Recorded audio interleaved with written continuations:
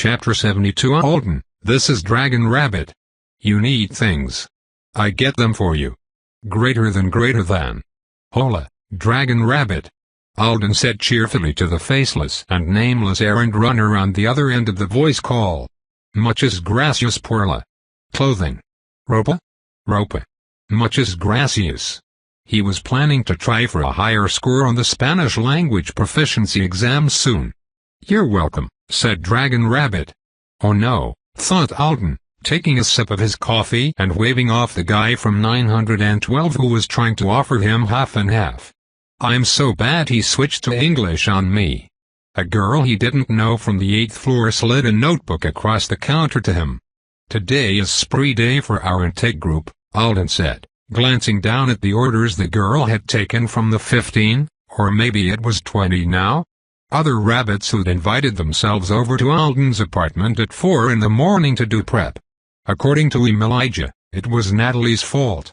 She kept telling people how nice Alden was whenever they asked about the weird moon castaway who'd hired her with his moon castaway money.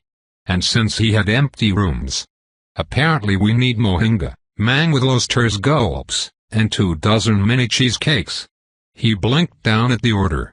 He'd offered to feed them all so that they would stay away from his fridge full of meals from Natalie. He'd seen the variety of things on offer in the dorm cafeteria before, so he didn't know why he'd been expecting them to request bagels and donuts. I can get that for you. Greater than. Of course he could find a multinational breakfast hours before restaurants were open. Thank you. I also have a list of things that should be delivered to me via drone periodically throughout the day. I love spree days. Greater than. That did make sense. It's mostly tech. A laptop. Some headphones. I've got the model numbers. I can get that for you. Greater than. What about an Artonin tablet capable of accessing Anisidron Wi-Fi networks? Alden had gotten really used to the tablets at the lab and Nia had one. So they did exist on Earth. Limited holographic projection capabilities and the multi-angle magic camera. Greater than. What does something like that cost? Not too much for a rabbit taking part in the spree. Greater than. Yeah. Okay. While Dragon Rabbit figured out prices, Alden watched a guy who was going around Insta-shining all the metal in the room. He did a girl's earrings, a boy's brand new watch, some bracelets, a computer case, aluminum eyeglasses, and even the kitchen sink. Alden felt someone else brush by him, and a second later, all the wrinkles fell out of his clothes. They weren't even the ones he was wearing today. He'd just thrown them on when people started pouring in. The hairdresser and makeup girl from downstairs were in full swing, too. People were getting clipped, brushed, and improved at an alarming pace. And there was a strange rhythm to the chaos, caused by crafty rabbits making messes everywhere and cleany rabbits running along behind them and magically tidying up. Presumably, similar scenes were taking place all over the warren. As Alden finished with the errand runner, a schedule popped up on the intake spree day group chat. He glanced through it, shaking his head in amusement. Hadiza was on beautification duty. She'd be standing by the counselor's desk, zapping everyone's stuff with her skill to make it look better before they headed out for the day. Alden escaped to his bedroom, the one place in the apartment that wasn't full of other people, and got dressed. He'd bought a dark blue long-sleeved shirt from the gym. The name was printed on it in Artonin logograms. It was how some businesses on Anzidora tried to imply language inclusivity without having to use tons of different ones in their marketing materials. The English translation was North of North Wellness Center for the Body and Mind. North had eliteness connotations on Anzidora because Apex was north of F-City. Crescent moons did, too, because of the northern island shape. Which was why the gym logo was a man leaping from the bottom tip of a crescent to the top. Alden personally considered the shirt to be sufficiently snobby for spree day, but when he emerged from his room, one of the other boys immediately asked if he was going to go with the group of rabbit guys who'd booked a personal shopping guide to take them around the luxury brand stores at Rosa Grove Mall and deck them out. This is it for me, Alden said, grabbing some meal prep containers from the fridge and tucking them into his magic bag. The books were still in system storage, But now that he was closer to his new metaphysical normal and didn't feel like the bag was biting him every time he opened it, he'd been carrying it around. I'm a subtle conspicuous consumer. You know those are opposite words, don't you? Greater than greater than. I'm going to have a big expensive laptop dropped on me from the sky. It's very rabbit. I promise. He adjusted the note on the fridge door that told people Natalie Quire would be mad at them if they ate his food. Then he headed out. He stopped on the 8th floor to get a schedule update from Nia. A group of rabbits, most of whom weren't technically participating in the spree, were gathered around Hadassah having every small item they owned beautified. Alden plowed through the group to talk to the counselor. "How'd interview number 2 go yesterday?" she asked. Alden wrinkled his nose. "I officially made it through to the final interview, so we don't have to blow up my life plan and start over." It was. Okay. That much fun? The interviewers had been an alumni trio from the school who were taking the weekend off to help out at their alma mater. The interview had been more personal and way less passive-aggressive than the first one, at least. I think they felt sorry for me. Nia blinked. In what way? Hard to pinpoint. Maybe it was the B-rank thing? Maybe it was the rabbit had a traumatic experience and now wants to be a hero thing? Probably the second one, said Nia. Or a combo. I mean, I'll take a pity acceptance into hero school if that's what I have to do, but it's not my first choice. I'd rather dash, Hadassah. Nia stood up from her chair, and Alden spun around to see all the rabbits around Hadassah leaning over her worriedly. She'd slumped to the floor. What happened? Greater than greater than. Hadassah? Are you okay? Greater than greater than. She just fell. Greater than greater than. I'm all right, greater than Hadassah said. She was staring blankly at the ceiling. Her voice was monotone. I targeted Alden's bag, but it didn't work. I guess it was too big. Greater than. You wore out your power, Alden said. At the same time, Nia said, skill fatigue. The intake counselor raised an eyebrow at him. I used to drop just like that. I've overused mine before, and it just stopped working. Greater than one of the rabbit girls said in an alarmed voice. I didn't fall down. Greater than. Several of the others were nodding in agreement. A few people have a synesthesia issue when they overuse their main skill, Nia explained. When they hit the wall magically, they feel like they're done physically and mentally, too. It's usually a newbie thing. And it's more common in rabbits. She'll be fine after a nap. Oh. It actually makes sense for it to be more common in rabbits, Alden realized while he watched people try to coax Hadassah onto her feet so that they could take her back to her room. Such a large percentage of their authority was bound into a skill on first affixation that they didn't have much else keeping them grounded. If you tired out your skill as a brand new rabbit, then you'd tired out most of yourself. And if you had the synesthesia thing. She'll really be fine, Alden said to one of Hadassah's friends, who was wringing her hands while they waited for the elevator. I did that once and fell asleep in the floor of a laboratory on Ortona 3. It's a little like short-term magical muscle fatigue. 3 hours later, I was back to normal. It usually takes longer than that to bounce back, Nia said. She was holding Hadassah upright with one arm. But he's right. She's not hurt. Alden felt guilty.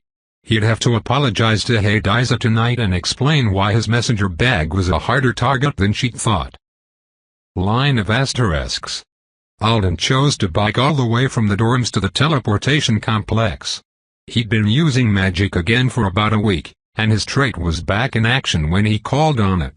But although he knew he needed more practice running with it in an urban environment, and there was enough groundish material around to make it work, he hadn't liked it at all the few times he'd given it a try so far.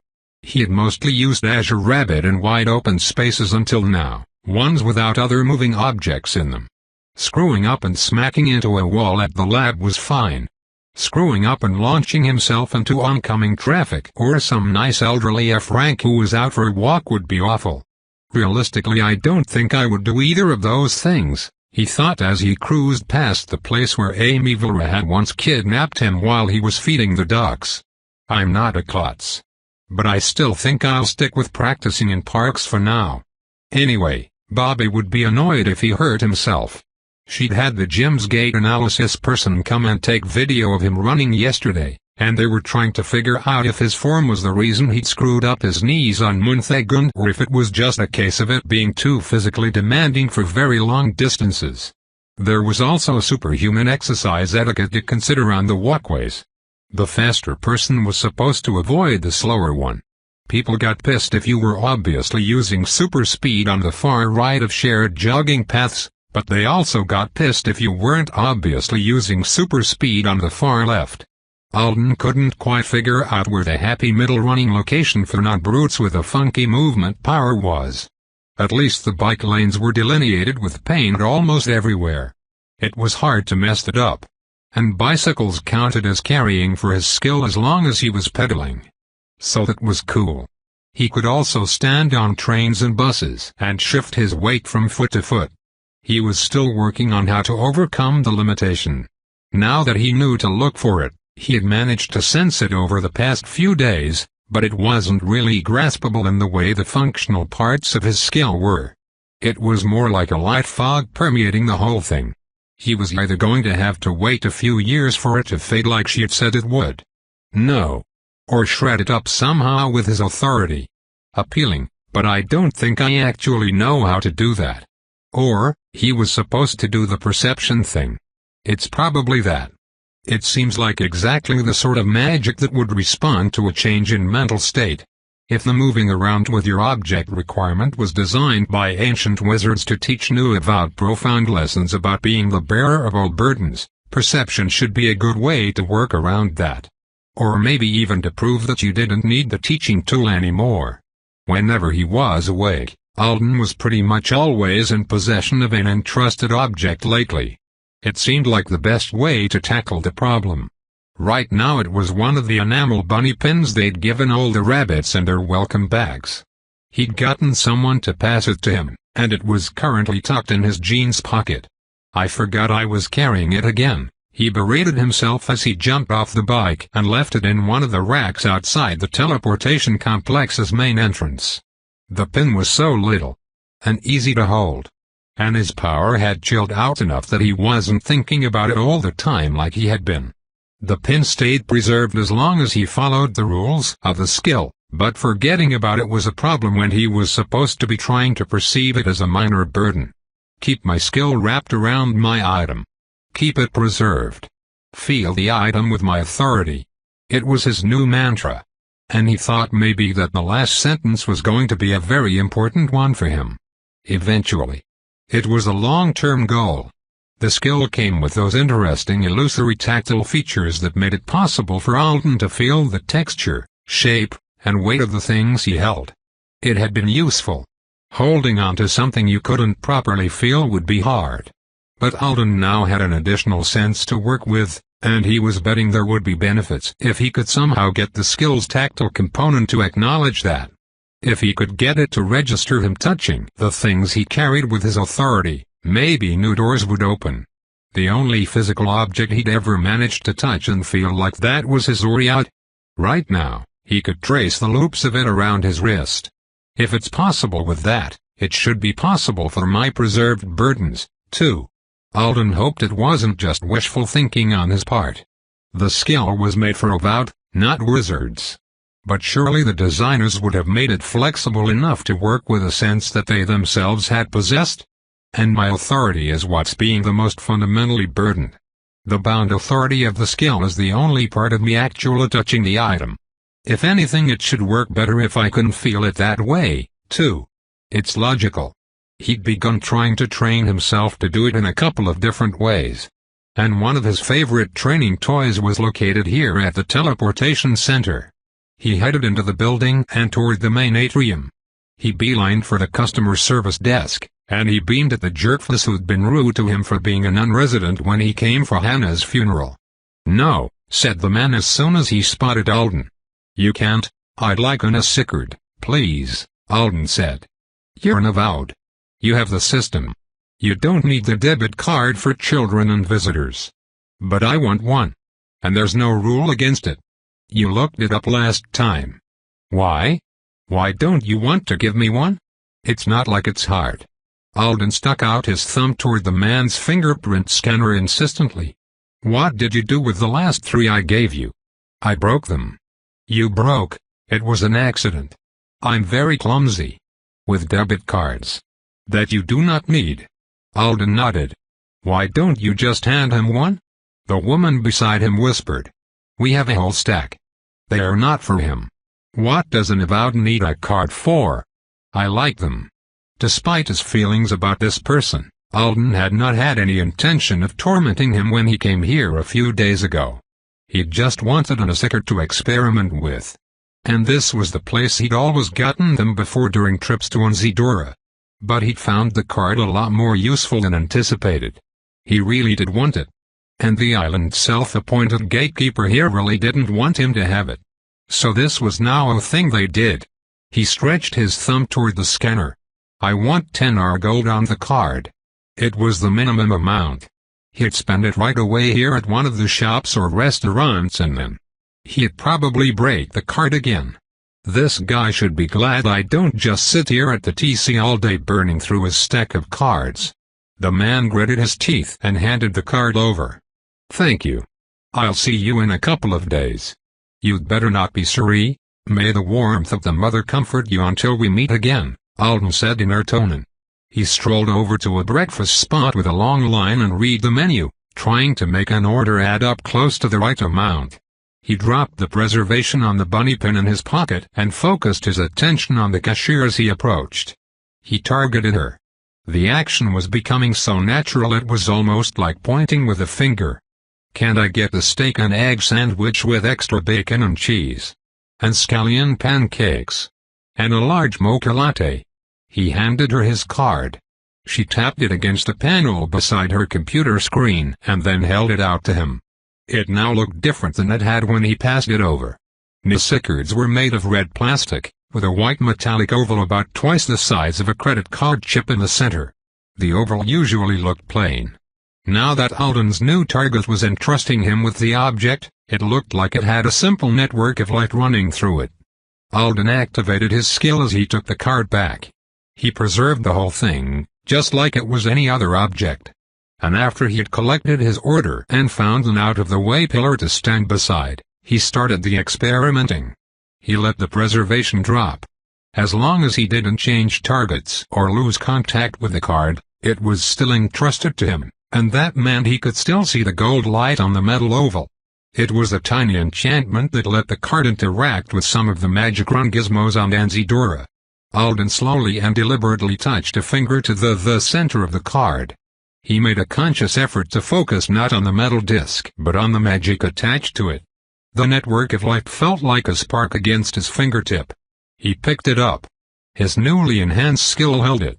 It stuck to his finger, buzzing against his skin. Burden of enchantment. Preserving the tiny enchantment on its own taxed his skill more than preserving the entire card. Alden's theory was that this was because the enchantment and the card belonged together on some level. Maybe his skill was somehow preserving that belonging, too, even though they'd been separated. Or maybe it was actively fighting the belonging in order to separate the enchantment from its home. Two opposite possibilities that deserved more exploration. But either way, there was some factor that made pure enchantments more difficult to hold than enchanted objects. Alden pressed his finger against the disc again and dropped preservation. The enchantment snapped back into its position. The network of light looked the same as it had before he'd removed it. That was the easy way. Now for the experimental way. Alden focused on the card. He let his mind drift back to the vault, to exchanging pats with Kibby. Using the lightest possible touch he could with his free authority, he tried to scoop up the enchantment. He had broken the first 2 cards this way. But the last one had produced a result. Not success but a result. The enchantment wasn't like a physical object. When his skill was helping him see it separately like this, Alden could also feel it with his authority. The defogging package she recommended is awesome stuff. He managed his scoop up. His skill activated. And instantly deactivated. It felt unsettling. By going for the enchantment using his free authority like a finger, Alden had gotten the skill to do its preservation thing. But Alden's free authority couldn't interact with something that his bound authority was preserving. It was like at the exact moment he grasped the enchantment with one, the other encased it and made it untouchable. But since it was untouchable he wasn't holding it anymore. So the whole thing fell apart. But this proves that the skill does account for the possibility of grabbing burdens. Enchantments at least. With an authority pickup. Right? Alden tried again with the same results. And then a dozen more times. It made sense to him that this didn't work. He was just trying to use this method to find his way to one that would. The bearer of all burdens prevented the things it preserved from being impacted by outside forces. Including Alden. He couldn't poke a hole in a sheet of paper he was preserving with his finger. He couldn't melt an ice cube he was preserving with his body heat. He wasn't ever really touching anything he preserved. Which meant the skill was holding it with something like a perfectly object-shaped magic bubble. But the bubble was currently set up to be tied to his bodily senses. Possibly because if it didn't work that way, Avowed would end up with synesthesia problems way more complex than the one that had just taken out Adiza. Alden didn't think he would have that problem now. He just needed to find some little, special setting inside the skill that would tie the bubble to his hard-earned authority sense instead. Specifically to his sense of his own skill-bound authority rather than his free. And then he'd be able to grab whatever he'd been entrusted with. Without using his body parts. He hoped. Even if it wasn't straight-up telekinesis, even if symbolic burden-bearer stuff prevented it from working on physical objects and it only worked on enchantments, spells, and similar nebulous things, it would be amazing. And if it did work on physical objects. He didn't want to get ahead of himself. But I'm going to be so eternally angry if the option to do it doesn't exist in some form. I don't think I'll ever forgive the Artomans if even their ancient Avowed will save us all faction didn't account for the possibility that some Avowed might one day want to use actual authority control with this skill in addition to carrying things with our hands.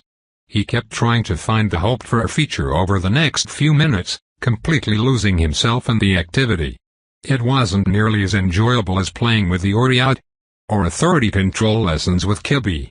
But it was still very much a magical process, so he could get invested pretty easily. Maybe I can try. He heard footsteps approaching, and he looked up just in time to realize who it was before he was grabbed in a crushing hug. Jeremy. His friend was squeezing the life out of him. A cat carrier was banging into Alden's spine. I mean, I knew you were alive. Jeremy shouted. I've been talking to you every day. But it's so good to see you in person. Alden hugged him back. Same, he thought. 100% the same. It's great to see you, too. I bought you breakfast if you want it. Jeremy stepped back and glanced at the sandwich bag on the table Alden had been standing beside. You promised me food from a magic cook. I have magic food for our lunch. Natalie made it special for us yesterday even though she was prepping for the spree. And there's plenty back in my apartment if the other rabbits hadn't robbed me. What do you want to do today? I want to see all the best stuff. Done. The gym full of super people? We can go there. Well, to my building anyway. The soft super gym. It's still great. Jeremy looked him up and down with narrowed eyes. You don't look crazy muscular. Alden laughed. You video called me yesterday. Did you expect me to morph overnight? I mostly see your face and shoulders on calls.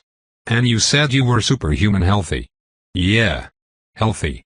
Not a professional bodybuilder. I think Roro was aiming for everyday function, not magically packing on pounds of muscle for me. He paused. My abs look nice, though. I might have stared at them for way too long on my first day back home. And I don't think allergies or zits exist for me anymore. And I can see freakishly well. Awesome, Jeremy breathed. I can't lie, Alden admitted. Those things are all awesome. Line of asterisks. They spent the whole morning in Apex. Alden never did that. He used his gym, did whatever business he needed to on the Chilena North Campus, and headed back down to F-City. It wasn't that he disliked the portion of Anzidora that was the main hangout for the higher ranks, but he wasn't used to it yet. He was just learning his way around F, and Apex was more complicated. Approaching certain buildings and neighborhoods set off lists of warnings through your interface. It wasn't as if they all said go away. It was usually more like, do what you want, but don't blame us if you die. Still, that sort of thing made the place feel harder to navigate. You should get a motorcycle, Jeremy said, dangling his I'm a Human minor card and lanyard in front of the nose of the fat, lazy, purring furball that he swore was Victor. If not for some of the familiar scars and the bite taken out of one ear, Alden would not have believed him. They were sitting together on the short grass in a meditation garden, currently devoid of meditators, behind the North of North Gym. Because Kibby had asked to see the evil cat, Alden was attempting to film Victor with the brand new tablet that a drone had delivered a couple of hours ago. A motorcycle? He asked while he fiddled around with the logograms that ran the magic camera. Toddlers at the Leaf Song party had been using them to take pictures of Avowed in their costumes. Alden would succeed. You're as bad as the other rabbits. They all seriously want me to drive back to the dorms tonight in a brand new car. Motorcycles are cooler. And they seem to be more popular here anyway. Public transport is king. And then mopeds and motorcycles. And then cars. There's a huge tax on automobile imports. I think they want to discourage people from cluttering up the streets with them. Oh, some people travel around in small boats too. You're officially an old man now. You think about taxes. I suspect one of the guys in the apartment next to mine is secretly a middle-aged accountant in a 17-year-old's body. He brings stuff like this up all the time. Our gold income from the true planets was untaxable, so Alden didn't really have much to worry about. Jeremy twirled the lanyard. Victor yawned and batted at it. Cutley. Alden narrowed his eyes as he watched through the tablet screen. Are you sure you're not feeding him drug cat food or something? Kibby's going to think I don't know what the word evil means and give me a language lesson. More proof you're an old man. You have a daughter that you're insanely proud of.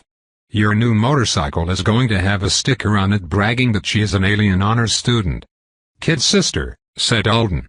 Did I make you watch too many of her videos? Jeremy shook his head. No, man. It sounds like she's the best. And I wanted to see who you'd survived your own personal demon apocalypse with.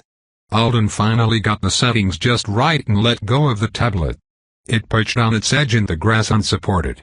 You know, he said, trying to keep his tone light, you can ask me questions about it. If you want to. You haven't pride, and I know you have to be curious. I don't mind. Jeremy glanced off to the side. It's not like I don't care. Or I'm not interested. But I actually thought a lot about this, and if you want to bring something up on your own, you know, you should do that.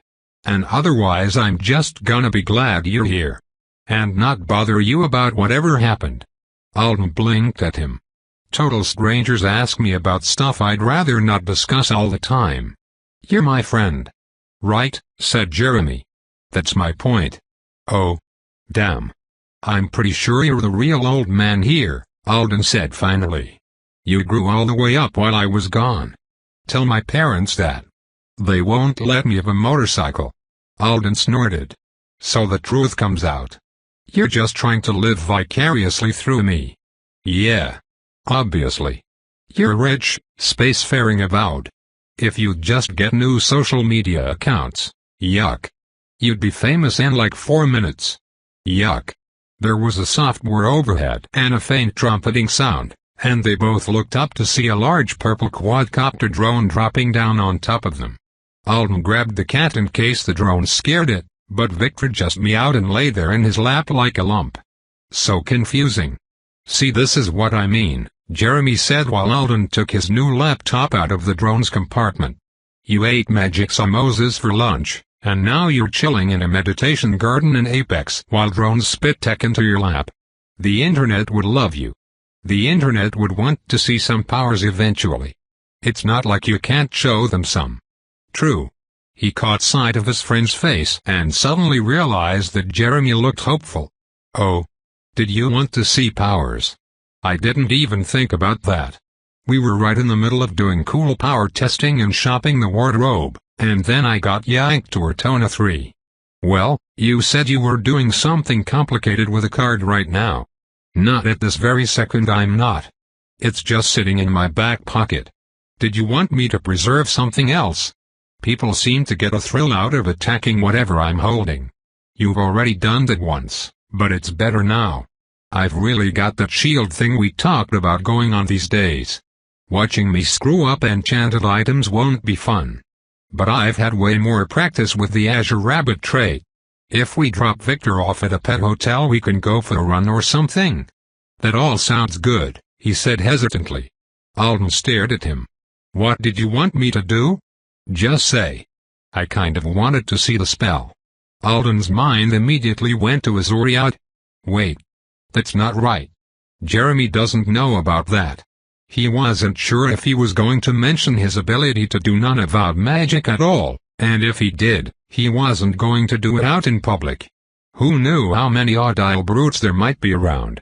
Then Jeremy added, "I didn't want to ask because I know you have to use an ingredient for it, but I thought you probably kept some with you all the time anyway." "Why are you making that face?" "Okay," said Alden, "just to be clear, I didn't exactly forget I had the Haunting Sphere spell impression." He could literally feel that he did right this second if he thought about it. But it was the least interesting, and very nearly the least wanted, part of his entire affixation. And he'd been interested in testing the rest of his powers ever since he actually regained the ability to use them. "I'd also like to remind you that I was busy at Leaf Song, and then I was in the corruption field with no shopping opportunities." "Alden," said Jeremy, "you're not serious. And, you know, it was a spell I chose specifically because I thought it might be a little useful for support hero work, which I'm not currently as sure. You've been on Anzidora for weeks now." "True. It did look worse if you didn't know that he'd only been magically functional for a matter of days. You have a whole magic spell you've never done? You do? You're an adjuster nut. You wanted cool spells so bad when you were picking your stuff that you complained about the rabbit options for like an hour. Bo and I thought you were never going to decide. How could you not have tried the one you got? I can make tiny flames to light candles now, too," Alden said. Since it was included on the fake profile, it was fair game for showing off. "I really love that one." Jeremy was still looking at him like he'd never seen him before. "We should go to a right shop," Alden said quickly. "And buy the thing. The ball thing that makes that spell happen." Jeremy gasped. "Did you forget what the ingredient was called?" "No. I see your eyes twitching. You're looking it up on your interface. What kind of an avowed are you?" "One who absolutely knows the name of his own spell ingredient. It's a temper sphere. Of course. Let's go get one." Line of asterisks. The nearest right shop was a place that looked like a hardware store, if all the smaller items in the hardware store were stuffed into various kinds of vending machine and all the larger ones were locked in cages with signs on them saying you had to ask for assistance. "This is uninviting," Jeremy said, staring into one of the machines. It was full of pouches of colored liquids. Some of them had things in them that looked like chunks of rock. "I'm really getting the feeling that I'm not supposed to touch the merchandise. If you could see what I can see, you'd be even more concerned." He was peering into the neighboring machine. Everything in it was sealed in metal tubes that were showing up as explosive, Grade 3 tinkering license required on his interface. The prices were also provided through the system. Combined with all the buttons, dials, and packages that were glowing thanks to his sympathy for magic, Alden felt like he needed sunglasses for his brain. He shifted his grip on the cat carrier and watched an Asian woman in coveralls direct an electric dolly down the aisle. It had a bunch of bizarrely shaped metal tubes on it. "It'd be hard to be a right," said Jeremy. "You can stink at being one. Can you imagine how depressing it would be to get a bunch of spells and skills to help you build something amazing, like magic cannons? But then you just couldn't pull them all together and engineer the actual cannons because you were missing one talent? Or you were bad at figuring out how?" I don't think it's actually that much of a problem for them. They have all the workshops for people who don't have magical engineering skills or full item creation packages. Even if you're non-leveled F rank, you can still be the guy who just makes the cannons trigger or something. Yeah, but nobody wants to be the superhuman who spends all day making triggers. You'd be surprised. Someone called from the next aisle over. Good magic triggering mechanisms can sell for a lot of our gold. Jeremy's face turned beet red. I didn't think I was talking that loud, he whispered. I didn't think you were either. You weren't. Both of them looked up in surprise to see a man, so covered in gear that he was leaning cyborg, floating up and over the vending machines toward them. His accent was pure Anisidoran, and his system name tag was up. It seemed he was using it as a business card. Techno Tarek, S rank right. If I can't make it, I know someone who can. I've got convo picks in my ears. Made by me. He pointed at his ears. Better than your usual hearing aids because they only pick up stuff you're actually interested in. I've got hover gear made by my wife. It's experimental, but there are heroes using it in Delhi and Rome. I've got visual layer penetration goggles made by my son. He's fresh out of uni. He paused for breath. And I've got a murder ribbon launcher. Made by my baby girl. Jeremy's face was alarmed. What's a murder ribbon? Alden asked slowly. I'm glad you asked, Alden Thorne. You know my name. He didn't have his tag turned on. Observe. The murder ribbon, the right pulled a bulky squarish gun out of a holster on his belt. It looked like one of those things people use to shoot dollar bills. Alden and Jeremy both took a step back, but the man pointed it down the aisle and pulled the trigger. A hot pink ribbon a few inches wide shot out of it rapidly. It cut itself off at 30 or so feet and drifted toward the floor so slowly that for a moment Alden wondered if it was actually levitating. After several seconds, before it reached the concrete, the whole thing flash burned away into nothing with a sizzling sound. It smelled like burnt hair. Jeremy was giving Alden a look that said he expected the about to deal with the other, crazier avowed. Does that actually kill people somehow? Alden asked. If it did, should he be using it indoors? In a place full of people? Tarek scratched his head. My daughter is 15. She's just starting out. Murder ribbon might be an overly ambitious name for her first prototype. But it does give you a second-degree burn if you grab it at the wrong moment. He held up his hand proudly to show them a ribbon-wide, blistered patch of skin on his palm. There was a buzzing noise, and all of a sudden, a woman's voice sounded over the store's intercom.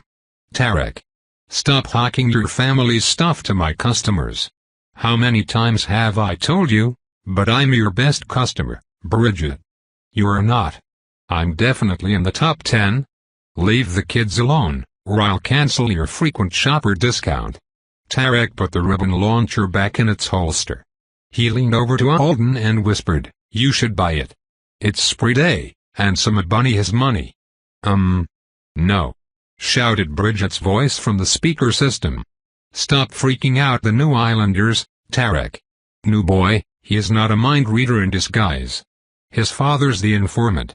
Tarek's just got Infijira screwed into his skull. That only made Alden slightly less concerned. The informant was an old right who made cheap magical wearables that were popular around Anzidora, and in a few countries where they were legal.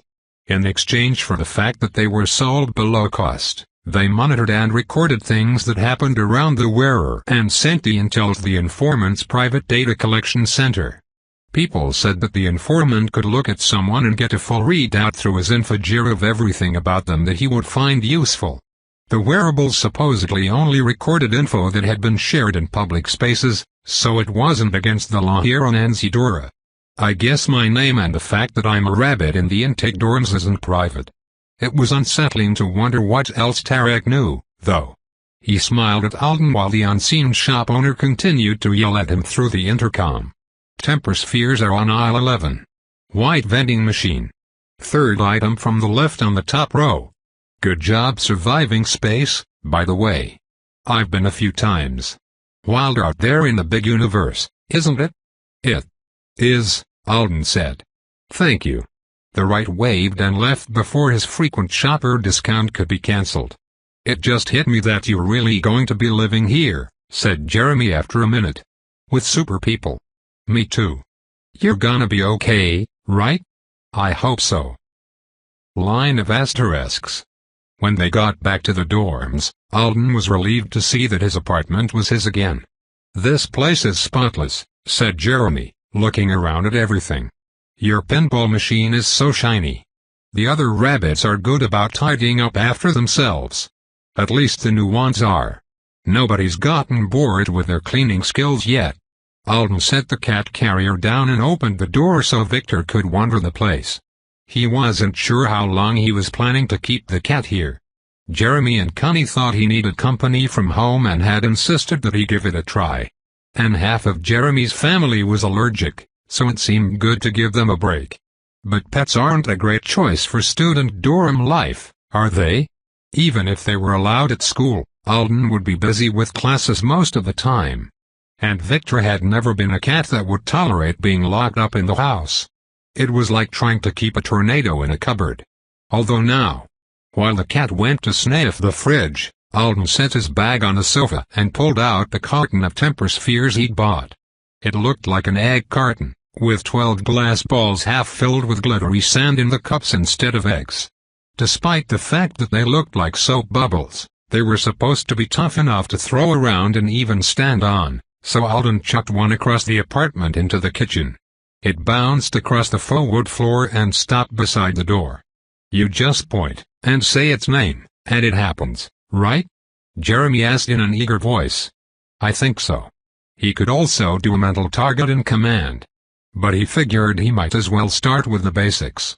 He pointed at the ball and said, "Haunting sphere." What happened next was interesting. And shockingly easy. But having experienced normal casting, Alden wouldn't be willing to describe it as enjoyable. He felt the spell impression come alive. A glowing light provided by his interface surrounded the sphere. The hand he was pointing with made a series of rapid signs he'd never learned. His mouth whispered a word he didn't know. His focus narrowed onto the glass orb until there was almost nothing else in the room. Then the temper sphere disappeared. Alden's brain snapped back to normal. About 5 heartbeats later, a loud high-pitched scream filled the apartment. Jeremy jumped. Victor yowled and skittered out of the kitchen to hide under the pinball machine. The scream lasted a few seconds, and then it faded. The sphere was still invisible. A notification popped up telling Alden the ball would remain invisible for 307 more seconds, and he could make it scream again if he wanted. He dropped his hand, clenching and unclenching his fingers to try to rid himself of the feeling of having them puppeteered by the spell impression. "So that's how it works," he said. "I'm glad the apartments are well soundproofed, or they would have heard it across the entire floor." "It's so cool," Jeremy said. "The ball's still over there, right? Can't I pick it up?" "I don't think that'll mess up the spell. There's no warning against it or anything." Jeremy hurried over to pick up the sphere, and they spent the next 3 minutes passing it back and forth, being impressed with the fact that there really was a completely invisible object in their hands. "Wait," said Alden, a flash of inspiration coming to him. "I wasn't thinking. Let me." He targeted Jeremy, and held out his hand. His friend passed him the sphere, and he wrapped his skill around it. The preservation activated. The orb stayed invisible. Alden held it between his fingers curiously. "Now, if it just wasn't a ball the size of an egg, I would have an invisible shield. Can I?" Jeremy meant thumping the ball, and Alden nodded. Stepping from foot to foot still, he held his palm flat with the ball resting on it, and Jeremy flicked his finger over it. "A little too high. You missed." Jeremy flicked lower, and Alden felt the impact. "Why doesn't it fly off your hand?" Jeremy thumped it again. "You don't even have your fingers around it. Because you're not really touching it. You're touching a layer of preservation magic. The dumb thing is that I'm not touching it with my hand either, but it has physical weight to it. The glass even feels a little bit cool. And if I don't grip it, it still does this." He flipped his palm over and there were a series of thumps and the sound of an invisible ball rolling across the floor. "I'm working on fixing that," Alden said. "Fixing it." Jeremy looked surprised. "Is it broken?" "No. It seems to be a core feature. Not a design flaw. But I really hope it can do just a little more on this front than it's shown me so far. Don't be so hard on let me take your luggage. I think it's bomb for a B-rank skill. And you've already started leveling it." It is good, Alden thought. Very, very good. And also expensive in ways I don't want to explain. "I hope Chelena North agrees with you," he said. "I've got power testing this coming Saturday." Chapter 73 * I'm nervous. It was 8 o'clock on the night before the talent testing, combat assessment, and final interview.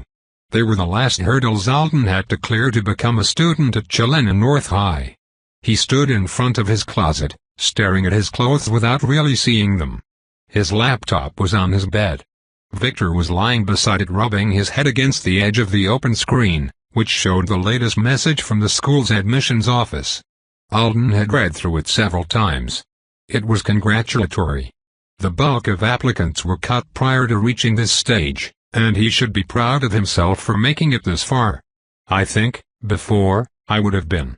He suspected that applying to one of the most difficult programs on the island would once have been a roller coaster of hope, desperation, and anxiety.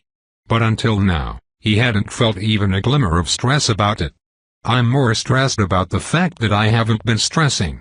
Jeremy's visit had been fun. Except for Beau's absence, it had been normal in the best way. Just hanging out with a friend, talking mostly about things that weren't too serious. But there were so many little moments when Alden realized he wasn't matching up to who he had been. He kept thinking about the enchantment on the Nasicard. When he held it away for too long with his preservation, it couldn't be put back again. It would either partially reattach, but the card wouldn't work anymore, or it would just fizzle into nothing when he dropped it. "I'm like that. Partially the same, but not enough to work exactly how I used to." So the nerves were welcome. He would definitely have been a nervous wreck if he were an alternate universe Alden who hadn't lost a percentage of his life to a disaster. This was milder, but still a reminder of the old him. He couldn't even figure out what to wear. Assuming Neil wasn't totally off base, and he was destined to pass, he wouldn't just be meeting some future teachers but also many of his future classmates tomorrow. Graduates from the high school's hero program were funneled straight into the university program. Both tracks were so intensive that they didn't allow for much free time. So these are people who I'll be spending most of my days with over the next few years. Not the gym shirt for sure. People would think he thought he was hot shit. That was never a good thing. And not his rabbit housekeeper outfit. Unless he wanted to commit social suicide right off the bat. He had dressed up a little for the first and second interviews. But the interviewers themselves were in casual clothes both times, so at this point, it would probably seem like he was trying too hard. Is the skull shirt too villainous? Is that a thing in hero school? He doubted it. He could think of a few superheroes whose public personas were deliberately dark. Maybe it would counteract the rabbit factor that was inevitably going to be the first thing people remembered about him? Or maybe it would make people think, ugh. Never mind. I'm getting ridiculous. I'll just go for a safely boring like every other self-conscious, fashion-clueless teenager ever. Jeans. Plain brown t-shirt. The dark green plaid shirt unbuttoned over the top instead of a jacket. Done. Casual. Comfy. Inoffensive unless there was a secret society of plaid haters among the avowed. Before he shut the closet, he gave the newest additions to it a look and shook his head. A few days ago, he had received a parcel from Leaf Song. It had been teleported in and delivered by a courier. Alden had had to sign for it like it was something very important.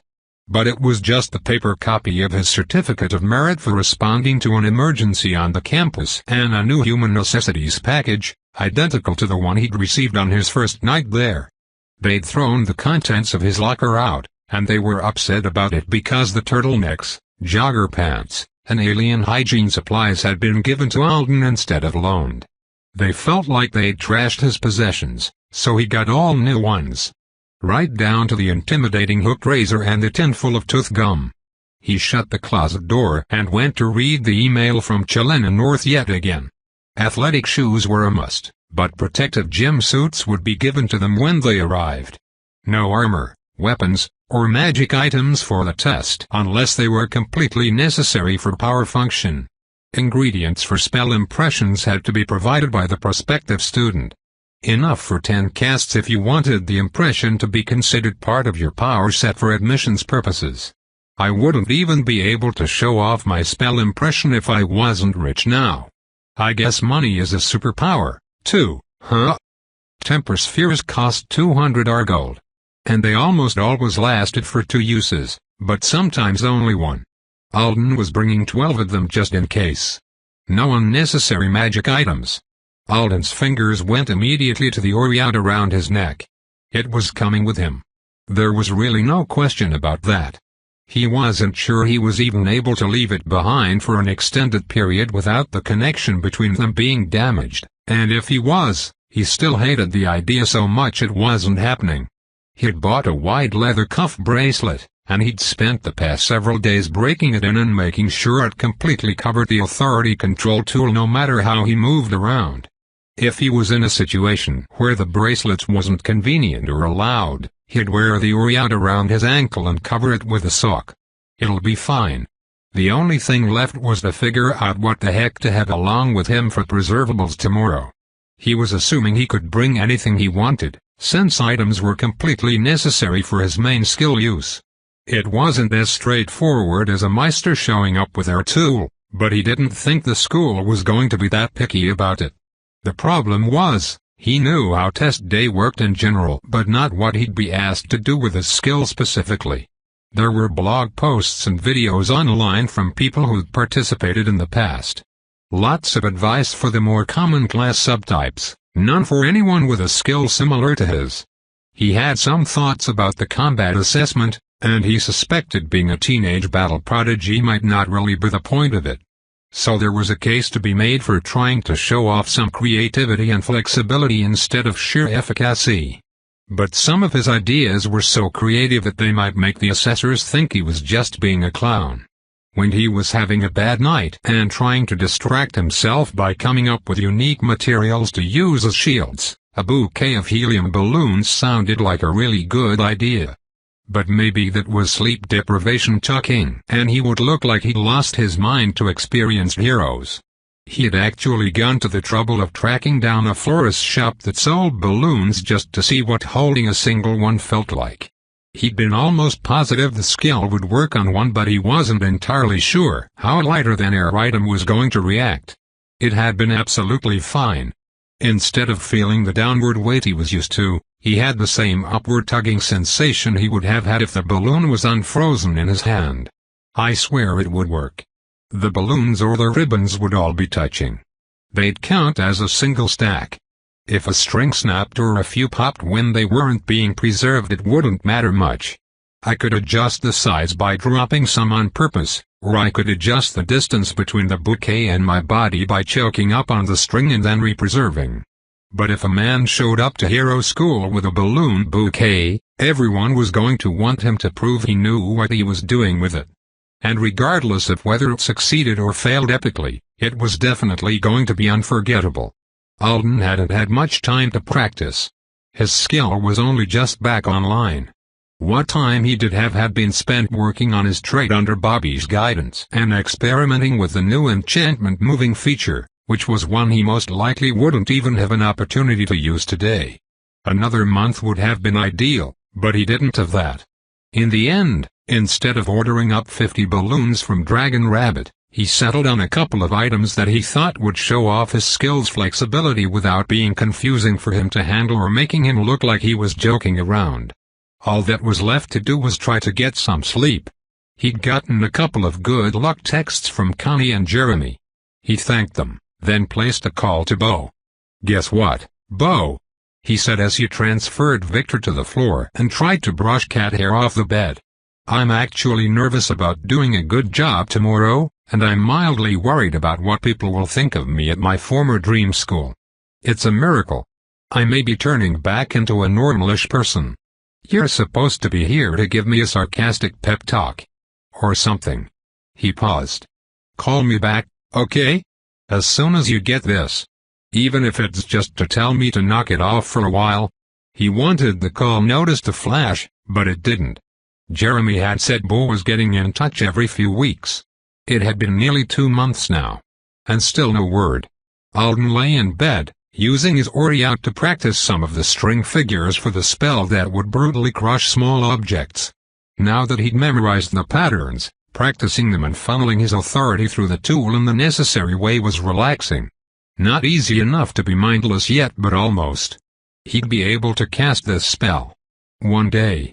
For now, there just wasn't enough of him unfettered by the affixation. The patterns required a more forceful use of his free authority than the elementary school graduation spell he learned with Kibbe. He got tired too quickly. He couldn't push all the way through yet. The next one in the book is nice, he thought, staring up at the dark ceiling after he had completely exhausted himself. It would pull heat from target area. A small one, held within the bounds of the final pattern in the sequence. It would freeze room temperature water in around half a minute. I'm going to make my own ice when I'm on the triplanets and carry it around in my pockets to throw in drinks so I don't scald my tongue anymore. It was important to have goals as a wizard, right? Line of asterisks. The alarm Alden had set through his interface woke him up at 4 a.m. His eyes snapped open. It's today. Power testing. Final interview. Rest of my life starting. Maybe. I guess I could always flub it and declare myself retired. He rolled out of bed. He was already buzzing with nervous energy, so he decided coffee was a bad idea this morning despite the early start. He got dressed, grabbed those things, and filled a dish with expensive diet cat food that wasn't poisoned despite Victor's feelings on the matter. He read the email from the school again because his overhyped brain said it might have changed overnight. Nope, then headed out the door. The halls were devoid of people, and so was the common area. Alden went down a floor. As soon as the elevator opened, Gustavo waved at him from the beanbag chair he was occupying in front of the big screen TV. Hey! There's the Warrens' one and only hero school candidate. Greater than. Hi, Gus. How's the soccer? The football is magnificent. Greater than, said the night counselor. I Americaned it up again. Sorry. Football. Alden walked over and handed the man a compact red umbrella with a sturdy wrist strap. I will treasure this. Greater than, Gus said dramatically. Thank you so much. You can keep it if it means that much to you. Alden grinned and targeted him. But I would appreciate it if you handed it back to me. Your weapon for the day? Greater than, yes. I assume I'll be carrying people and switching out between things they give me all day? But just in case they're really strict and won't let other people entrust me with stuff for some reason, I figure I'd better have an object ready to go the second I walked through the doors. Rabbits are the most prepared class. Greater than, are we? We are the handsomest, the richest, the cleanest, and the most thoroughly prepared for every eventuality. 48 seconds. It's no trouble. A rabbit man carries all he needs to survive the ravages of interplanetary travel upon his person. Greater than, huh? Said Alden. I hadn't thought of it that way. But we should be the most prepared class. Gus nodded, stood from his beanbag, and gave a full bow, arms flared outward. It was a fancy Artonan welcome to the house, very important person bow. Gustavo did a lot of work on Triplanet weekends as a fill-in butler. After standing back up, he returned the umbrella. Thanks. Make us proud, Hero Rabbit. Greater than, I'll try. Big smile. Said Gus, as Alden entered the elevator. When you get downstairs, make sure you smile for them all. Greater than who all. A few seconds later, the doors opened again, and Alden flattened himself against the back of the elevator, clutching his umbrella in both hands, as he was greeted by squeals, cheering, and applause. Oh my God, what is this? He thought frantically, while dozens of overlapping subtitles blitzed across the lower half of his vision, and Elijah and Paolo dove into the elevator to drag him into the crowded lobby. That one's ours. Natalie Quire called from where she stood on top of a chair across the room. Hadassah was standing in a neighboring one. They waved at Alden wildly, and he just gaped at them. Look at his face. He is turning so red. Greater than Elijah shouted over the other voices as she grabbed the front of his shirt and tugged him through a gaggle of cheering meisters. I told you he didn't know we did this. Greater than Paulo shouted back. People from every class in the tower were down here. There must have been at least 300 of them. An adjuster Alden had met at a couple of events patted him on the back and shouted good luck. Greater than in Turkish. A pair of rabbits from the 8th floor were saying the same.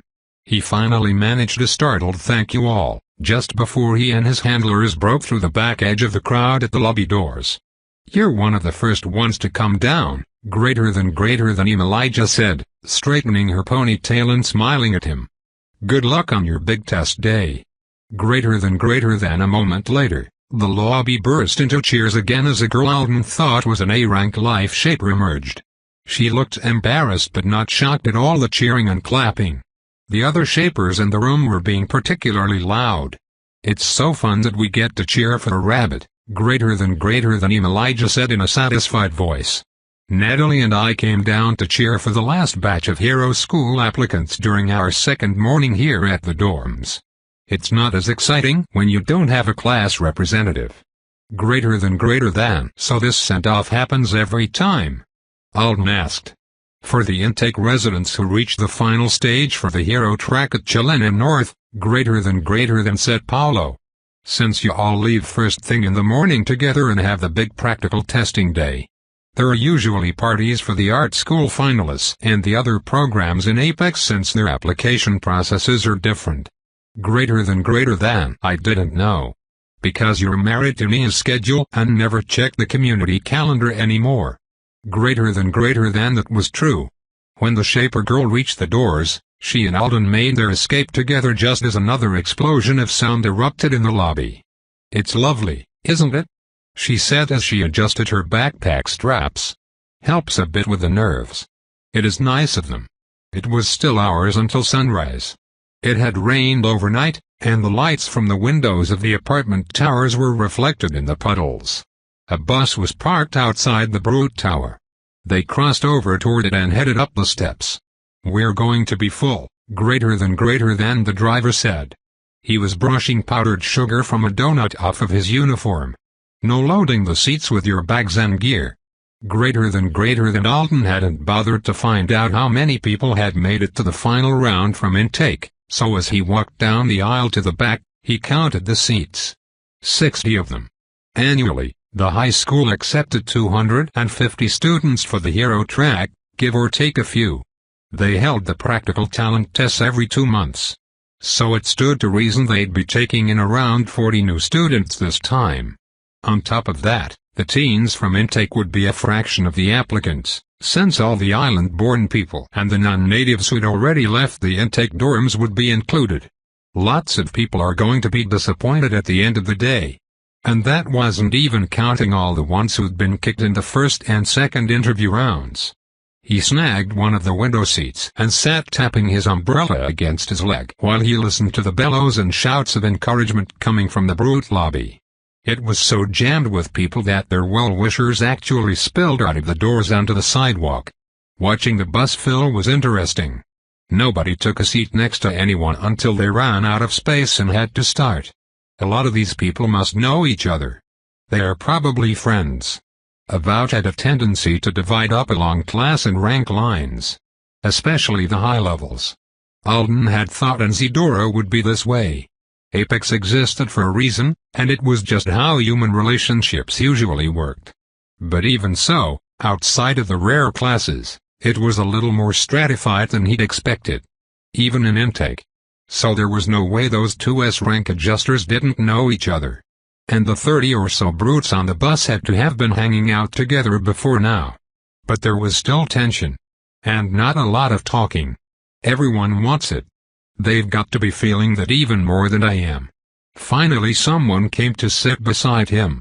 She was wearing a black hoodie with the hood up, and she had long dark pigtails sticking out the front. Her hands were shoved into the pockets of her jeans, and she plopped into the seat beside him. She folded herself in half and stuck her feet against the back of the seat in front of her. Her sneakers weren't quite as dirty as Alden's had been on Monthagund, but they were headed in that direction. "Hi," he said. "Hello," she muttered. Maricel. S. Shaper of Ground. Philippines. First time taking the practical. Well, that's one way to do it. Alden. B. Rabbit. America. First time taking the practical, too.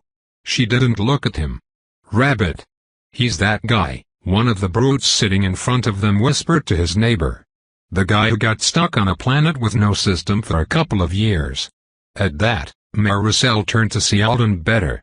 She had very dark brown eyes. It was a moon. And it was only half a year, said Alden. I have a movement trait that involves ground. It's a really interesting element. Ground's not really that great here on Anzidora, though, the brute in front of them said. He turned around in his seat to peer at them over the back. He was wearing sunglasses around his neck, though that didn't seem like a practical choice given the day's activities, and he looked like a stereotypical surfer dude. To really play with ground as a high-rank shaper you were basically taking bites out of the island itself, right? And I bet they frown on that. I'm Winston. But that is not the name of a surfer dude. He hid his name tag up. His full name was Winston Reginald E. L. Feather. He was from New Hampshire. He was a speedster. A rank. I'm glad somebody started talking finally. It was a bummer to come out of the lobby pump to show off my talents and get on board the Gloom bus. This is my second time going through this, and it was a Gloom bus last time, too. You participated in the acceptance cycle 2 months ago? Alden asked. Yeah. I was so close to making it. Just a few little hiccups on the interview portion. They love speedsters, but they play mind games. Today I'm wearing these, so they can't see what I'm thinking. He pointed to his sunglasses. Like a pro poker player. Alden wondered if maybe Winston had failed last time because he was the kind of person who thought wearing sunglasses indoors during an interview was a clever idea. God, it would be embarrassing if I didn't make it this time. I'd have to start a general studies program at Franklin High and move into the dorms there while I prep for the next round. So what did the aliens do to you on the moon? Idiot, said a girl halfway down the aisle. You can't just ask someone a question like that. Hey, said Winston, whipping around too fast to pass as a regular human. I'm just curious. It's not like he has to answer. I'm more curious about how a rabbit ended up on this bus with us, greater than his neighbor muttered in Portuguese. I think rumors have gotten garbled, said Alden, choosing to answer the speedster's question, since if he didn't the rumors would get even more garbled. I wasn't with a bunch of Hartonans on the moon. Just one friend. A little girl. We tried to stay out of the corruption as much as we could. We watched a lot of television and had language lessons. And I learned to operate a greenhouse and drive a magic car. When help came, we headed for it. But what are you going to do in hero school if you get in? Winston asked as the driver shut the bus door and started up the engine. What are you going to do? Alden countered. I'm going to run really fast, grab bad guys, use my superior strength and knowledge of judo to pin them to the ground, and get lots of sponsorship deals from sports drink brands. You know judo? No. Not yet. It's a goal, man. But what's a rabbit hero supposed to do? Alden sighed. I want to be battlefield support, he said. I haven't got it down perfectly. My skill is potentially good for things like shielding and medical evac. It's flexible. I'm sure I'll figure more uses out as I go along. They only accept around a dozen Bs a year, greater than Winston's seatmate said. They are not going to take a rabbit no matter how interesting his backstory is. B-rank rabbits get 16 to 20 foundation enhancement points usually, and 5 of them are completely useless. Physically, this guy's just a human. Greater than wow, he's devoting a lot of early morning energy to being a dick. The dick was also assuming that Alden had gotten the average number of extra foundation points with his skill. Which was 10, as Jeremy had pointed out when he was going through his initial selection process. Bearer of all burdens had only come with 3.5. Authority cost for affixing a base skill is in the range, obviously. I only got 12.5 foundation points to start with.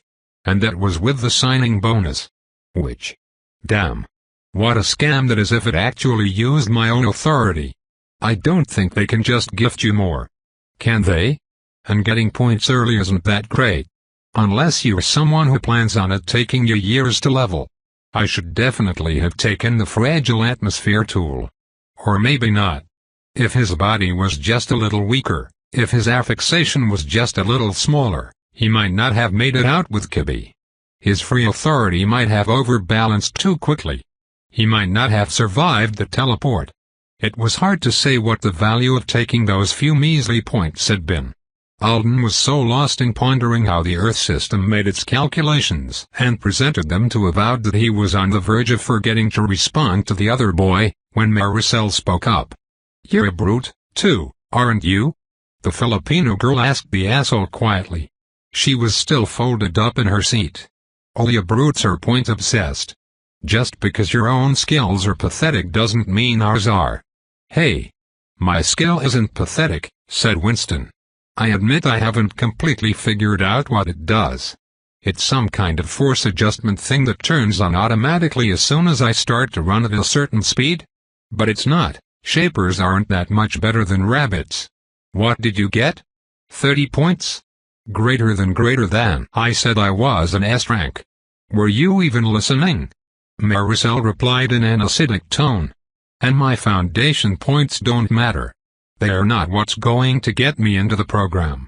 "Someone's confident," the girl across the aisle from them said. "It's her first time." Greater than someone else replied. "She doesn't know anything." Greater than. "Look," Alden said loudly, pointing out the bus window. "They've decorated the arena for Halloween." Everyone ignored him.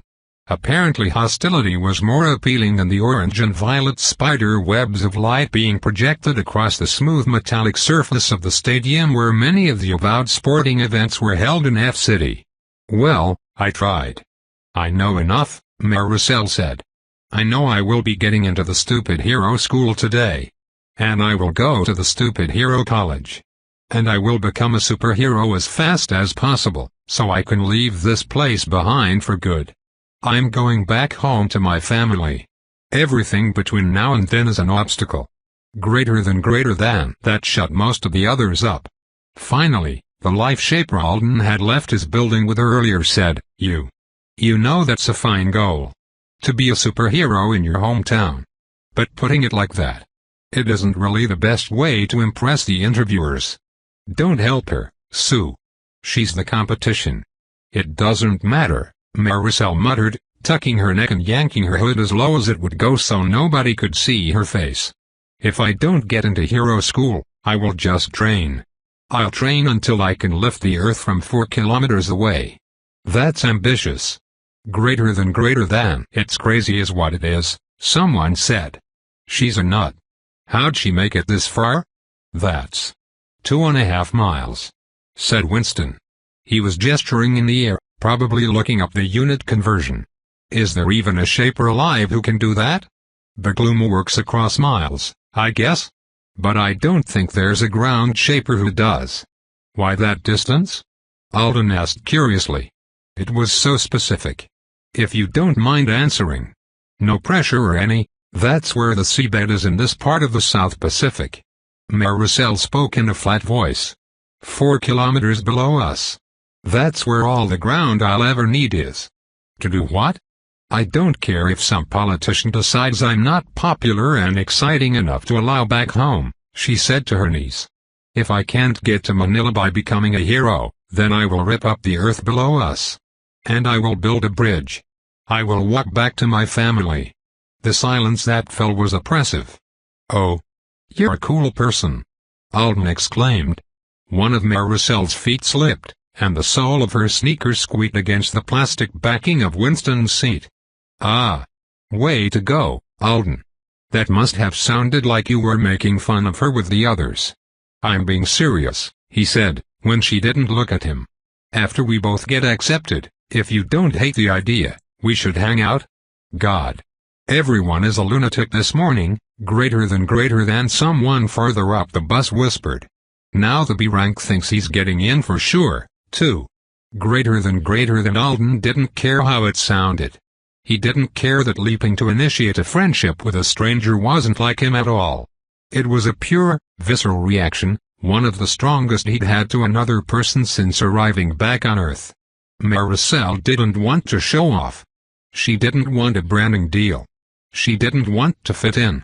She didn't even want to save people. She just wants to go home. She just wants her family back.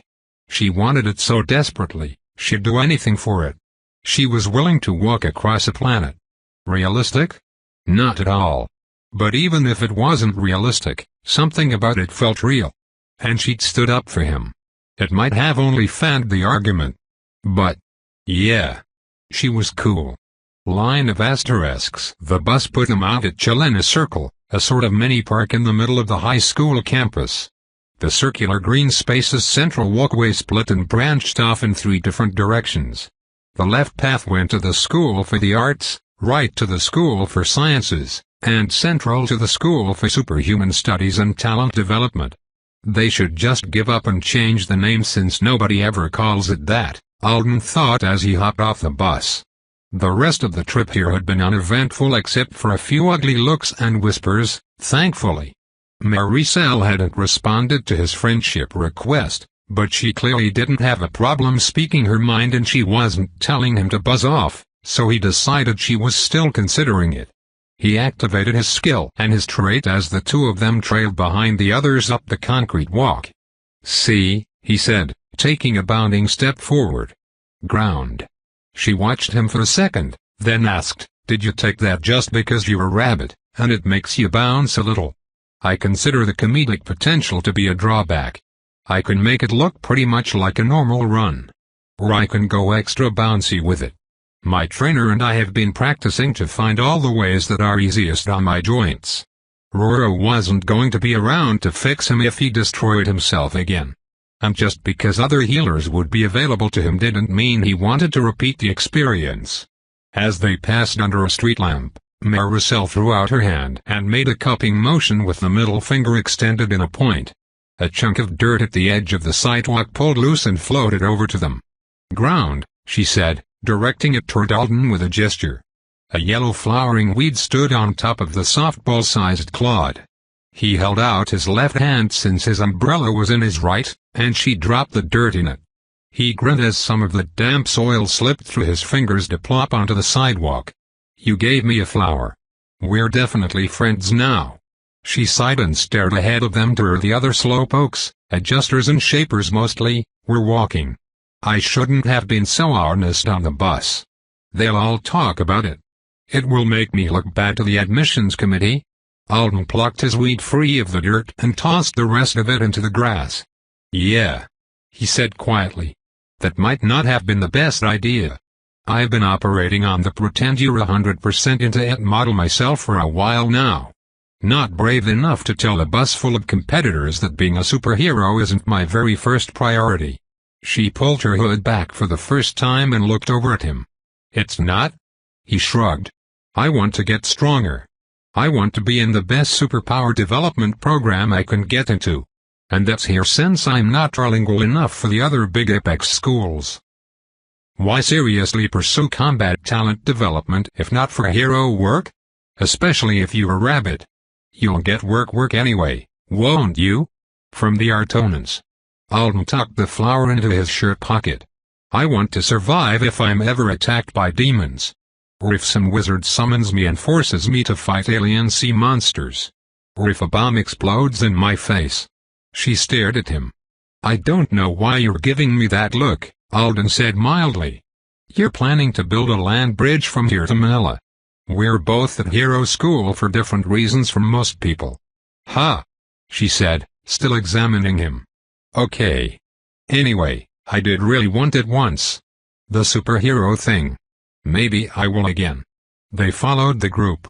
Just before they hit the Hero Programs section of the campus, the sidewalk wound between a pair of stately stone buildings.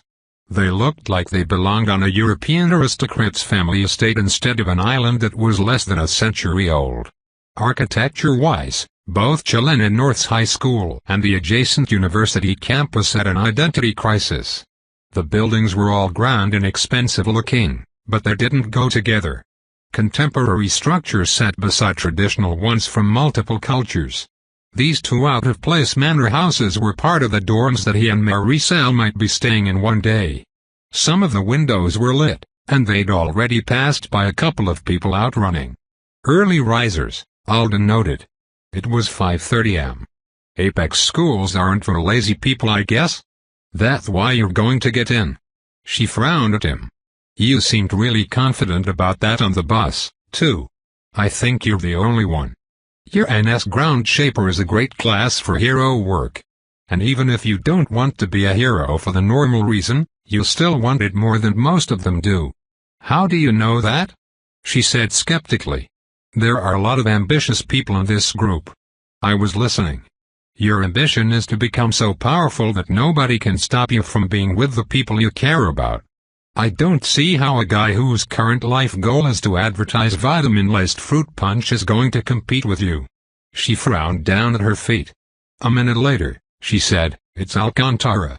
My last name. I'm 15. I'm Alden Thorne. 16.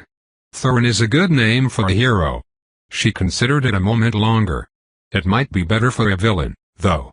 That can always be my backup plan. A few minutes later they arrived at their destination. Despite the division of the high school into distinct educational tracks, a lot of the spaces were shared. Hero students took classes with the art and science kids, and they used the same dining and entertainment facilities. But this particular building was mostly just for the future heroes. It was a huge cement block, doing its best to hide from the more attractive buildings behind a line of narrow, leafy trees Alden couldn't identify. There was no sign out front in reality, but the letters on his interface served the same purpose. CNH Major Physical Education, it's just PE, with an M on the front, he muttered. No big deal. Maricel was staring at it, too. So this is where we fight. Alden grimaced and tightened his grip on his umbrella. It's not all going to be combat testing. But, yep. This is where we fight. Do you think they'll let me shove dirt into that mean brute's lungs? Alden side-eyed her. I'm going to guess the answer to that is no, he said. Also, since we're friends now, I'll treat you like a fellow S-rank. She smiled at him. Out of respect. You know, that's not necessary. They'll just take 1 or 2 Bs today, right? 2 max. So they're probably going to compare me to other Bs. Maybe the weaker A's. You and I are worlds apart. If they pit us against each other, I'll be feeling really respected if you just wave at me, and then gently trip me or something. They stepped through the double doors and headed down a short hallway into the building's gymnasium. There were wooden bleachers, but the resemblance to Alden's former high school gym ended there. It was a massive space. The ceiling high above them was transparent. The floor was smooth, white, and unmarked by lines. The second he entered, he had to approve an area-customized name tag for himself. You now have the letter B on your forehead, Maricel informed him. She had an S on her own, but Alden was barely paying attention to it. There are so many people here. He had thought there would be a couple hundred. But there were more than twice that many, and people were still pouring through the doors. Look how many of them are Bs, she noted. It's a lot more than I expected. Alden scanned foreheads. Around 1 in 4 were fellow B ranks. So I just need to beat 100+ people. No sweat. You've got no idea, a familiar voice said, and Alden turned to see Winston Reginald Heel Feather slipping around a lost-looking rank nearby. He wiped his sunglasses on his shirt and then put them on. Some of these people have been trying for a year or more to get in. They are on the verge of being too old. The hero track won't even take you once you hit 17, no matter how amazing you are. You have to wait and shoot for the university program instead. But that means some of them have had time to level. And then there are the locals. He leaned toward Maricel and whispered, "The locals are terrifying. If you need any advice from someone with some experience, let me know." Alden stared around at his fellow bees, trying to guess classes based on subtle cues. It was a fairly useless thing to do. Unless someone was showing off talents at this very moment, then he couldn't tell much. Only the Meisters were easy to pick out as a whole class since they had all brought along the tool of their trade. Mostly weapons, of course, both are Tonen and Earth-based. Meisters could be craftsmen or artists, too, but getting into this program with those powers wasn't going to be easy. That guy has a big flashlight. Is it because he walked over in the dark, or does he use it to do something? People were filling the bleachers. The group from the intake dorms was all huddled up together in a big pile, and Winston headed over to join them. "I guess it would be strange if we sat with some other clique, wouldn't it?" Alden asked. The island kids were so obvious. They were all broken up into smaller friend groups that were joking around with each other despite the anxiety and the air being so thick you could practically taste it. A few of the S's were relaxed. Maricel shrugged at him. Then she headed toward an empty space in between the intake kids and a large posse of silent A's and B's who looked like they might puke at any minute. Some of them had bags or shirts for teams at Franklin High, so he was guessing this was a group who was hoping to transfer schools from there to here. Maricel sat precisely in the middle of the empty area. "I guess my new friend and I are loners today," Alden thought as he joined her. "But at least we're loners together." He didn't mind it. Though he'd been actively trying not to be a recluse since arriving on Anzidora, hanging out with one or two interesting people had always been more his speed than inserting himself into big groups. Loners together had been business as usual all through middle school with Bo. A moment later, a hush fell over the room, and the few people still milling around hurried to find seats as a group of 20 adults entered. Most of them were chatting, yawning, and sipping from travel mugs. But the woman in front of the pack was all business. Her black hair was pulled back in a tight bun at the nape of her neck, and she was wearing a form-fitting gray bodysuit with black athletic shoes. "Good morning," she said in a carrying voice, as she strode to the center of the gym. "As all of you should know after and during the selection process to get here, I'm head of program Saleh. You can call me Principal Saleh, Director Saleh, or whatever equivalent term of respect works best with your native tongue." She stood tall, arms loose at her sides as she scanned the crowd of hopefuls. "However, I will ask you not to call me Gaston. I've retired, and another hero now wears the name." She smiled and lifted an eyebrow. "If you can beat me in a fight, you can call me by my first name. Leslie." "I would like to see someone other than me try that," thought Alden. Leslie Saleh was a U-type, and she was one of the rare avowed who'd moved up from their original rank designation. She'd gone from A to S and her power set was nightmarishly hard to deal with in combat. She was strong, fast, and agile enough to be mistaken for a balanced version of a brute, but on top of that, she could phase through solid objects. There seemed to be limits on how long she could use that skill, from what Alden had seen on old videos of her in fights and demonstrations, but it didn't change the fact that having it made her extra scary. She could deliver devastating strikes without receiving any in return. It was a very tight and tidy package of talents for you. Many of the unique seemed to have powers that didn't quite go together or even ones that outright clashed. It was as if the Artonans had designed them at the end of one of their parties, when all the wizards were drunk and making a botched version of a Sky Shaper who commoned with small animals on the side seemed like a hilarious thing to do. Bedlam Beldam has made it work for years, but it can't be easy. "Congratulations on coming this far," Principal Saleh continued. "As high ranks, you represent the top 15% of young avowed. She's including B's with high ranks. That's good of her. As young people who have made it to the final stage of this selection process, you represent a much more exclusive percentage. Now, before I finish my welcome speech, let's take care of a few matters." She paused. "Those of you who have been through this on multiple occasions should now be seeing interview times and room numbers appearing on your interfaces. If your slot is in the next half hour, please proceed there now. There is no need for you to listen to information you've heard more than once before. As usual, you will note that written interviews are only 5 minutes long. If you fail to impress your committee in the time frame, you will not be allowed to return for power testing. Good luck to you all.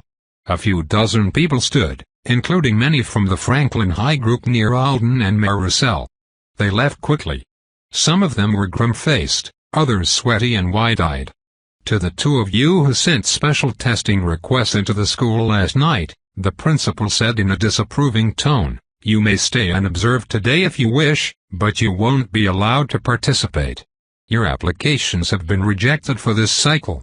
We are pleased to accommodate unique powers and unique situations, but the window to notify us passed a month ago." Others who made such requests were prepared and respectful of our faculty members' time. You were not. You may try again in December. To the rest of you, thank you for all the hard work you've done to get here. The School for Superhuman Studies and Talent Development provides a close-knit community of like-minded young people, and an excellent but grueling educational environment. As students hoping to join us, you are prepared to commit to a complete academic education on top of the talent development program we are known for. If you are accepted, you will not be allowed to neglect either. You will devote twice as much time to your schooling as most of your avowed peers do, and it is our hope that in turn you will reap more than twice the results. Your personalized schedules for the morning are being sent to you now. Some of the times listed are very specific. Showing up late to anything will result in your dismissal. Please look over them now, and if you have any questions, let us know immediately. All over the room, people started scrolling through schedules with their fingers. Alden's own arrived, and he flicked through it with a thought. Aldenthorne, B4, Locker 311, 6:30, Special Talent Assessment, Majiffy's Lawn, Green Tent 7:38, Substance Abuse Testing, Room 1002 8 o'clock, Gym Suit Fit Check and Usage Instruction, Main Gym 8:45, Runner Group B2, Majiffy's Track 10 o'clock, Combat Group Tour Private Assessment TBD, Main Gym 11:30, Interview, Room 1005 noon, Lunch, Locations throughout campus *. Please remain on campus until rejections and acceptances have been announced. That's a busy morning. Why is there a drug test when we've already had one as part of our physicals? A guy sitting on the far edge of the room asked loudly. The physicals most of you had done months ago. Principal Celeste said in a light voice. Why wouldn't you have to do another one? It's just, I don't think. The principal raised her voice slightly. Random substance abuse testing will be a feature of your life in most countries if you become a superhero or superathlete. It will also be a regular occurrence as a student in this program. Here, it involves spitting into a vial, wiping a drop of blood onto a magic test strip, and stepping briefly into a scanner. If that's a problem for you, for some mysterious reason, then you should choose a different school and a different career. Any more questions? There weren't. All right, she said. You are dismissed. I look forward to seeing you all throughout the day. People started to stand and exit. Which dining commons are you going to for breakfast? Mare Russell asked, propping her foot up on the bleacher to tighten her shoelaces. I don't have a breakfast time slot, said Alden. I have special talent assessment now. What's that about? I don't get to do that. I think it's probably for people who are coming in with less common powers. To make sure the faculty know how we work before they start throwing us at other students. Oh, she said. What do you do? Other than your bunny run? Let's not call it that. I preserve stuff. It's a kitchen rabbit skill. You turn food into pickles. Or a jam. In that moment, Alden experienced an unexpected mix of horror and amusement. The thing was, instant pickling absolutely sounded like a skill the Artonans would include in the rabbit class. There were plenty of kitchen-focused rabbits out there. And it would even be useful for preserving all of the dead things and magic plants that wizards used for potions, tool creation, and spells. There's no way that skill doesn't exist. It's got to be on the list somewhere. People are probably working around Anzidora with it right now. I think I've told dozens of people I preserve stuff, without explaining any further, he said in a stunned voice. They all assume I'm a pickle maker. That's definitely what they'll think. You don't do that? I surround objects someone else gives me with an invisible protective barrier that stops them from changing and prevents outside forces from interacting with them. Oh, she said in a relieved voice. Good. That's so much better. I was thinking maybe you could instantly pickle people's body parts, but it didn't sound like it would work very well. Tope continued, thanks for listening.